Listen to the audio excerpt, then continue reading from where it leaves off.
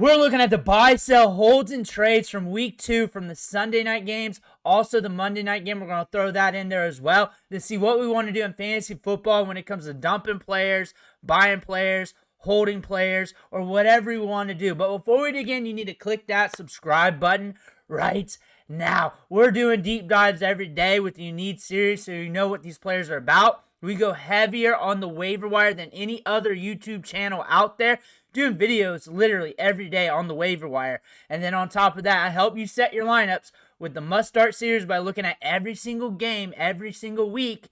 And on top of that, with player rankings. Click that button. Stop missing out. Bucks, Texans. We were wrong on the point total. I'm not here to guess over-unders. I am here to guess whether the game script will be advantageous. I was right on the game being advantageous to a degree. It was advantageous for fantasy football. We got some back and forth.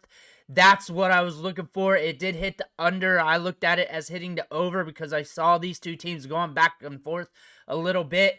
And one thing I said about CJ Stroud is he's a box of chocolates. You never know what you're going to get. And that's what you got. That's what you got. Baker Mayfield, fiery. 2 touchdowns, getting people's faces. That's what you want to see. Bucky Irving, 71 rushing yards, getting it in a passing game too. Got 6 targets. You want to see that. Rachaad White was getting some work. I've not got a Rachaad White start-sit question yet this year, so that's going to start rearing its head after that. If he's on waivers, yeah, he's always going to be getting work and opportunities. He's always going to be in these weird game scripts. He's kind of a running back you throw in your lineup, you close your eyes and pray, see what happens, because it's not consistent workload, and he's also in weird situations. Remember, the coaching staff changed. The offensive line is ironing its way out. So this is a different team compared to last year. These teams are different compared to last year. Even with Bucky's usage, it's a little bit different from last year. Mike Evans got 11 targets, 5 balls caught, 56 yards, 10.6 PPR fantasy points. Emeka Egbuka, 7 targets. You want to see that, and we got the touchdown. So we got 3 touchdowns on the year, 4 balls caught, 29 yards. We're out there. We're a key part of the offense. You're loving that. Looking solid. Helped you out in fantasy. There were some teams or people asking which players to start. They had Emeka Egbuka, and they just loaded with good talent at wide receiver. Mainly, I gave them some options, but I was like, you're just so blessed. You just pick who you want. You're probably going to be good no matter what. Emeka Egbuka's in there. Hopefully they started him, but they might have had an option that was better because they had so many good ones.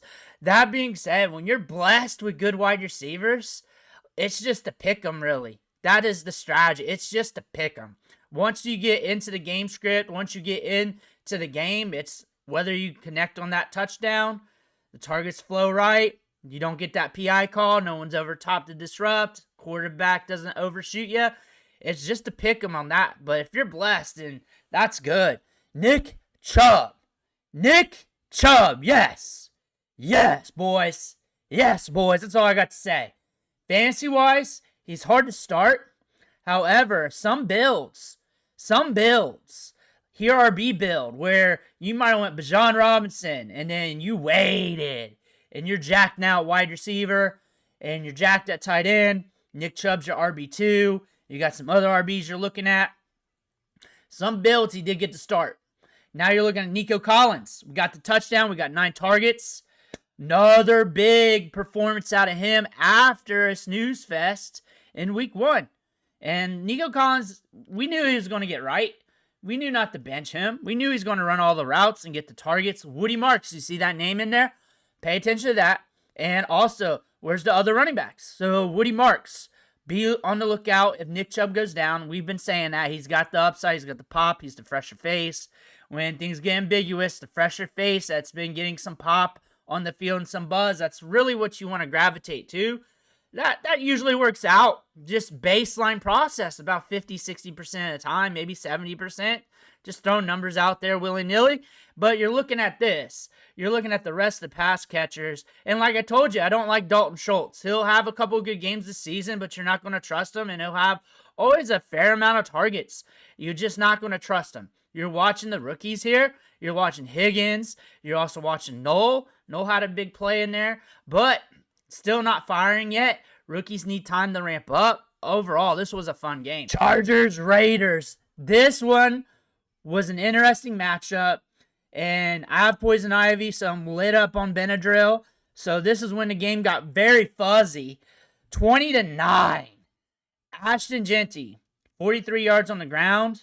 But you look at the game script here, you just look at the scoring. And Geno Smith throwing 3 picks.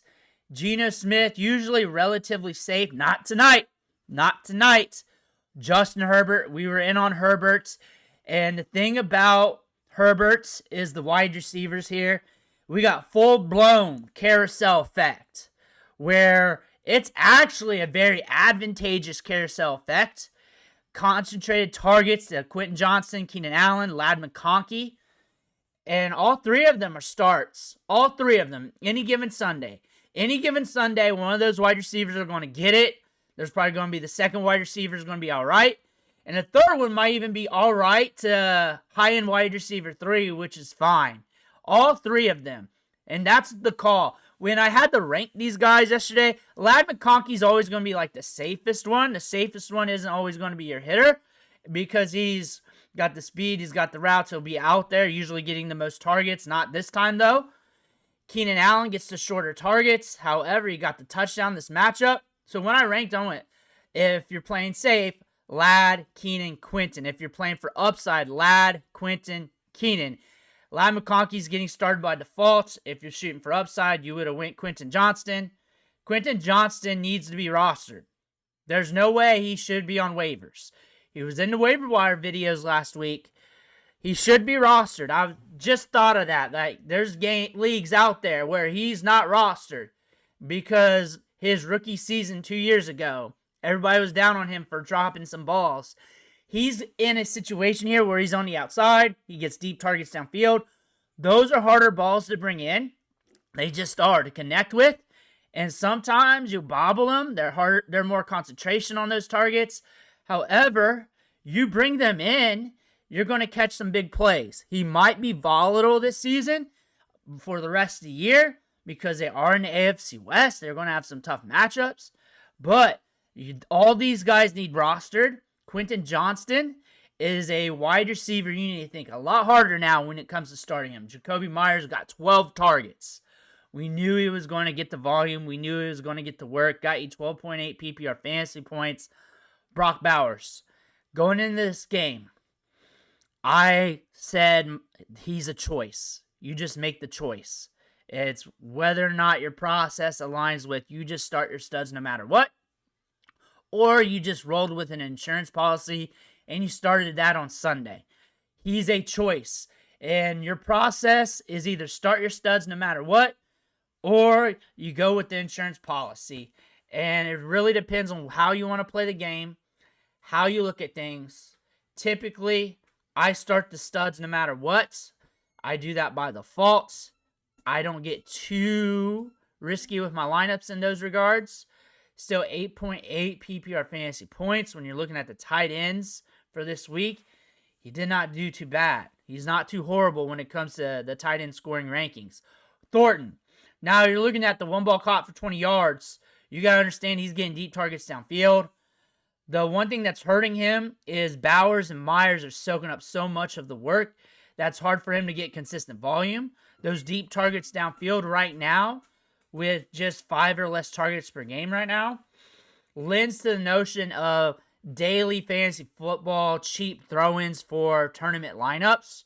When you're looking at lineups for redraft, right now, outside the scope of traditional 12-team leagues, unless you're just doing a Hail Mary because you're banged up that bad, which you shouldn't be right now, those deep targets are going to hit somewhere down the line. You're going to have Dante Thornton's season somewhere down the line. He's going to connect on a deep target or two. That's going to happen somewhere down the line. It's inevitable when you're getting so many deep targets. Another name you want to pay attention to, Dylan Laube is starting to get a little bit of work. You need to pay attention to that name. Zamir White. He's had some moments, but he's mainly been ineffective throughout his NFL career.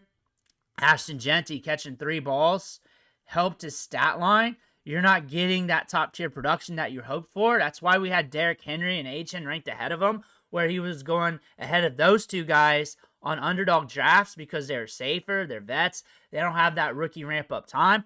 You're looking at Omarion Hampton and Ashton Jeanty. You're looking at the start of their seasons. Remember, rookies just need time to ramp up. You got to give them some grace period, and sometimes it takes like half the season, 2-3 weeks. Devin Achane, a lot of people were dropping him this time during his rookie season when they should have been holding, and then the next week he blew up for 52 points. When you're talking about Jahmyr Gibbs, it took to like week 6 or 7. When you're looking at Bijan, he was very effective early. When you're looking at Saquon, he was very effective early. But some of these top running backs do need time to ramp up. And when they do start hitting, it might be just them getting off the runway too, and there's more to come. So you need to hodl. You need to buy low if you can, if there's a chance for that. You're also looking at Najee Harris splitting work. There's rumors of that coming in. I would not be too worried about that. He's also get off the waiver wire right now because of potential workload and touches. But again, you had a game script where you could have pounded it out, but this carousel effect is so nasty that that's where things are being efficient for the Chargers. They're rolling with that route. Also, offensive line, if you remember, they were banged up going into the year, and a lot of Chargers fans before the injury was worried about the offensive line anyways, because we were talking about how this was the beginning of the Harbaugh dynasty, and they're like, yeah, but what about the offensive line? That's part of the beginning of the dynasty. That's going to get better as we move forward. That's also part of these running back numbers and totals, but they're effective now with this carousel effect. Going back to the Monday night game, J.J. McCarthy gets banged up, 2 picks. You're looking at Penix. He did not hit, and this is a bad week to not hit because we got a lot of high scores. Bijan Robinson really is the only player that gave you anything. Tyler Allgeier, if you threw him in a DFS lineup, he cashed for you. He cashed huge. He's actually more valuable than Bijan in those regards because of his salary. You got to think about that. So if you just played this game with the hero spots and you started Tyler Allgeier, you were rolling with some dough. Drake London, not Drake London numbers. Kyle Pitts, fine for tight end, but not fine for your fantasy football lineup. You're looking at Bijan, 3 balls caught, 25 yards. Darnell Mooney got 4 targets. Targets are still spread out here among pass catchers. Bijan, Pitts makes it harder for anybody else. Darnell Mooney might start getting some pop-off weeks in the right game scripts. Allgeier even got a target. You're looking at Justin Jefferson. The numbers not so great. Not Justin Jefferson numbers. It's a fine number for fantasy to get you by, but not enough to win you anything. Jalen Naylor got 5 targets. Hawk got 3 targets, but 1 ball, 12 yards, no touchdown there. Thielen's starting to get a little bit more work. He's starting to get a little bit more opportunities. You're looking at the run game here for the Vikings. Jordan Mason, 9 carries, 30 yards. Aaron Jones, 23 yards. That's something to pay attention to. Again, it was an ugly game script, 22-6. Those are the final buy, sell, holds, and trades from week 2. As we roll into week 3, I will have more waiver wire content coming at you, especially deep running back plays, deep wide receiver plays, handcuff players to help you out in your deeper leagues and also get you ready for the next few weeks. Click that subscribe button. Stop missing out. Thanks for watching. Catch you on the next video.